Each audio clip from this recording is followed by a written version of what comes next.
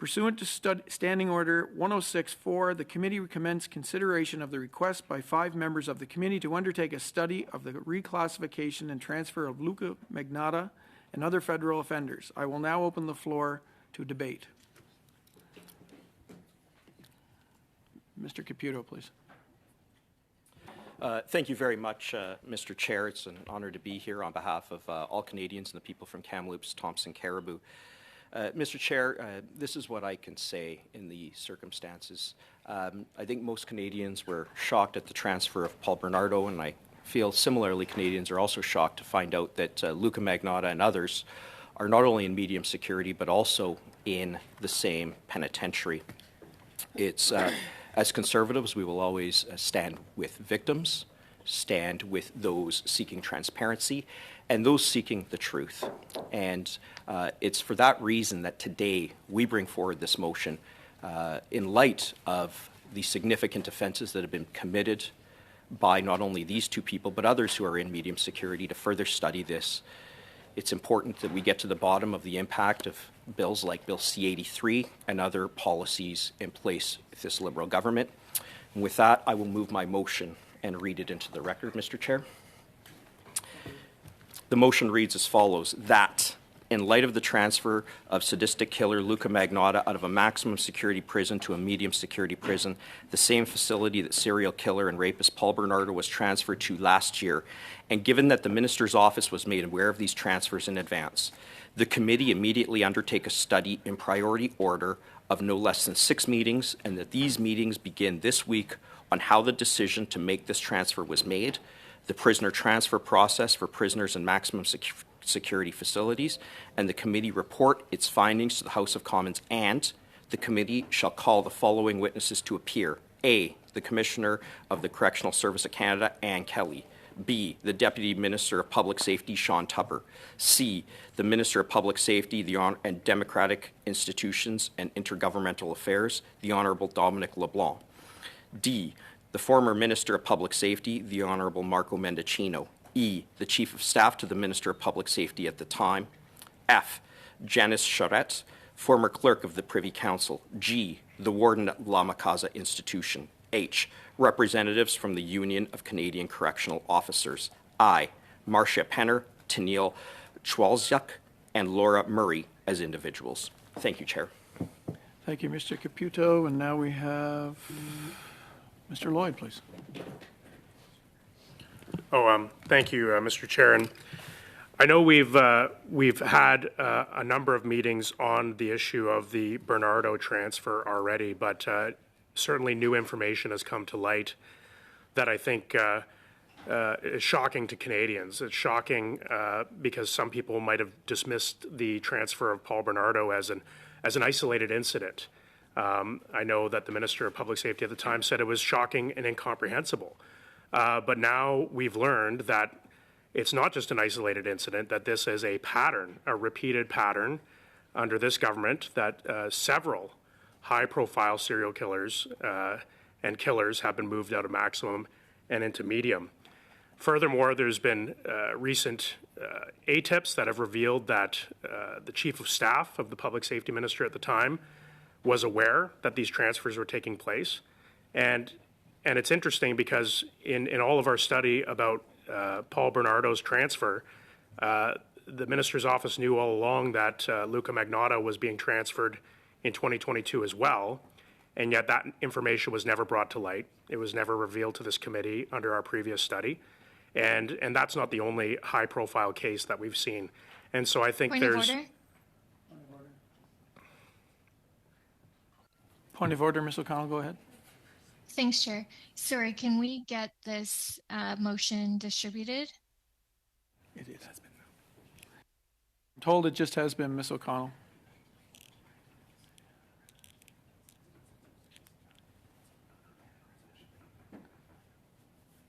Can you confirm if you received it?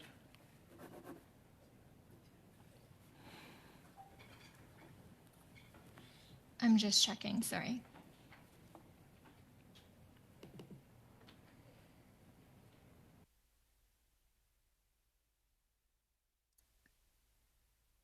Clerk, it's in the committee binder. Can we get it distributed in both official languages and the text?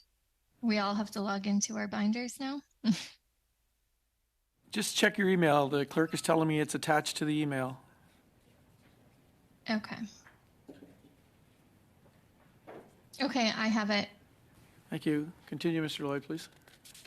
Thank you, Mr. Chair. I'm certainly glad that all members are getting a copy of this motion. I think it's a very good motion. I think it hits at the heart of the matter, and it raises, this new information that we've received, that the Chief of Staff of the Public Safety Minister knew, that staff in the Prime Minister's office and the Privy Council office knew. I think this raises very important questions that need to be furthermore looked into, and this is a question about the principle of ministerial accountability. If there is a policy, unofficial or official, in ministers' offices or in the Prime Minister's office that staff are not to inform ministers of hot-button controversial issues, I think this undermines a key tenet of ministerial responsibility and ministerial accountability. And if that is indeed a policy, I think that needs to be looked into, because ministerial accountability is one of the bedrock principles of our parliamentary system of government. And we cannot allow mistakes like this, whether deliberate or from incompetence, to continue. And so it is a very worthwhile study for us to continue at this committee. And I think also we need to look further into Bill C-83 and other legislation that I think has been contributing to this rise in the amount of transfers out of maximum and into medium security prison. And so with that, I'll just be saying I support this motion, and I'll pass on to the next speaker. Thank you. Mr. Paul Host, please. Merci, Monsieur le Président. Thank you, Mr. Chair. Right now, public trust has been unbelievably compromised. I was here in 2019 when I was Vice Chair of Public Safety Committee, and when we worked on Bill C-83, the legislation that entered into force in 2019, and that changed detention conditions. And Mr. Chair, at the time when we debated such things and we worked on bills and adopted them, the public is not always aware of what is happening. But now we see the outcome. We see situations where Paul Bernardo is transferred to a medium security prison, and now Luca Magnotta, who has been in prison only for 10 years, has now been transferred to a medium security prison. People do not understand this, and it's only normal for them not to understand. Here we have a very important motion because we want to understand why the Liberal government has implemented such a bill in 2019 and how the process worked. And we're talking about victims most of all. And when we talk about victims, these are the people who are primarily concerned. The law is clear. Victims should be informed. Mr. Chair, let me show you something. This is the Charter of Victims' Rights. This charter has been in force since 2014, never respected by this government. The victims are entitled to information, right to protection, participation, and a right to move. Right to information and the participation was not respected. These are rights that have been violated in the case of Mr. Bernardo, Paul Bernardo's case.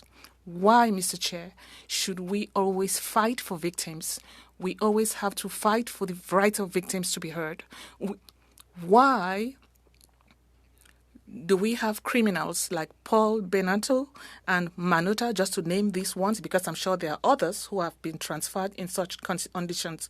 Why do these people enjoy such improved conditions, whereas they're the worst criminals we have in Canada? Thank you, Mr. Chair. Sorry, did you call my name, Mr. Chair? I did, yes. Sorry, there's a little bit of a delay. Thanks, Chair. And I'm glad we have this motion. I think from our perspective, we have no issue with looking further into transfers of prisoners, classifications, and working with this committee to put forward reasonable, worthwhile recommendations on how we can advance victims' rights in this country, how we can improve the system. But I think what we learned from the last few days of study that we did on this, because, Mr. Chair, it's important to note that this isn't actually new. This isn't something that the Conservatives are just bringing forward today. We actually, as a committee, have already held several meetings on this and heard testimony. And so this would be a continuation of that. So, you know, I think today, and I hope that today is not just Conservatives performing for clips, and that this committee is actually serious about working together to put forward serious, legitimate policy recommendations, how we can move things forward. And because that's exactly what we want to do and what we did as a committee when we all came prepared to ask questions of CSC and the witnesses that we had before on this very issue. So again, no issue as we've participated and asked these tough questions, as I think all Canadians want to. I will point out, however, I think it's important that we do look into this. It was stated just in the earlier speaker, Chair, that this was somehow related to a Liberal legislation or change, and that's simply not true. In fact, some of the highest years of prisoner classification changes from maximum to medium were under Harper Conservative governments. In 2012 and 2013, there were 291 reclassification from maximum to medium. In 2013 to 14, 319 from maximum to medium. So if there's a question of how this is happening, what the policies are in place for the Correctional Services Canada, then I think that's a wholesome conversation we need to have. But I think putting it out there that this was somehow a change in legislation or policy is, frankly, Mr. Chair, just not accurate, because I think it's important that Canadians understand if there are certain politicians trying to use the most heinous and horrendous crimes in this country as a fear-mongering tactic, to suggest that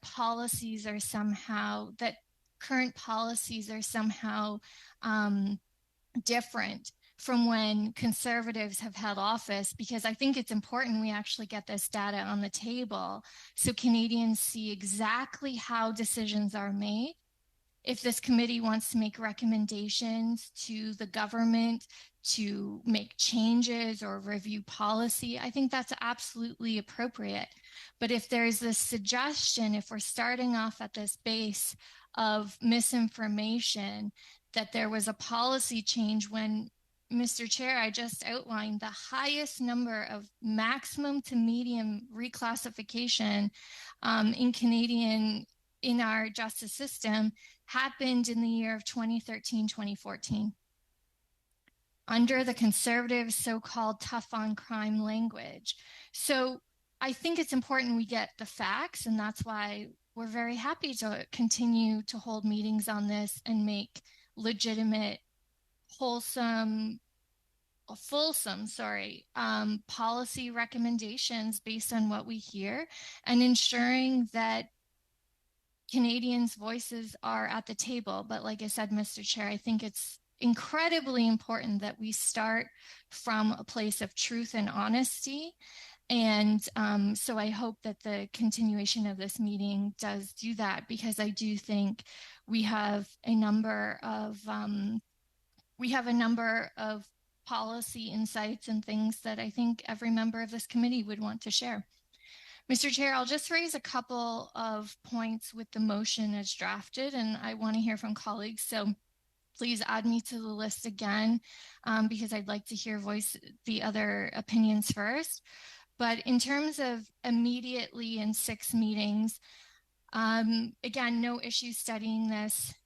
Whether or not we need 6 meetings, I mean, we're open to the idea, but based on the witnesses listed in this motion, that wouldn't equate to 6 meetings. So I think the Conservatives are perhaps maybe being a little disingenuous in terms of what what this motion says and what they hope to accomplish. But we can debate those numbers in terms of what's needed, in terms of immediately. So I guess based on this, the Conservatives are abandoning the auto theft study. They don't want to complete C26, which, as we heard from witnesses, would actually have direct impacts on Canadians' safety, for example, during a weather event where phone lines could go down and there wouldn't be protections in place to ensure that telecommunication companies or banking have robust procedures in place to avoid cyber attacks, or even, like I said, in the example of a weather event, to ensure that there's a robust system in place. I guess Conservatives don't care about those impacts.